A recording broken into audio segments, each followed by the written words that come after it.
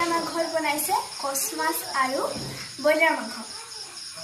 এইফালে মাংসখিনি ধুই কেনে মছলা আৰু পিঁয়াজ আৰু এইফালে আদা নহৰু পিচি কেনে দি লৈছে। এইফালে পিঁয়াজখিনি তেলত দিবলৈ কাৰণে কাটি লৈছে আৰু এইফালে কচ মাছখিনি হালধিৰে সানি কেনে ইয়াত থ'বলৈ কাৰণে থৈ দিছে। ফ্ৰাই কৰিব এতিয়া। মাছখিনি বনাওঁতে সাৱধানে বনাব, নহ'লে চকুত ফুটি যাব। এয়া এটা এটাকৈ মাছখিনি দি লৈছে আৰু ইফালে অকণমান তেল দি লৈছে, মিঠাতেল।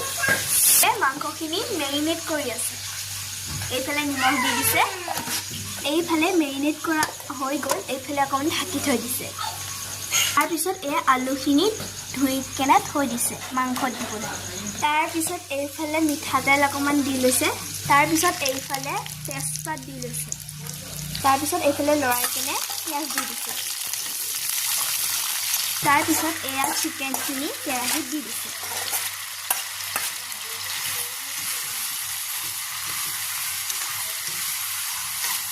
তাৰপিছত এইফালে মাংসখিনিত অলপমান পানী দিছে, তাৰপিছত লৰাই দিছে।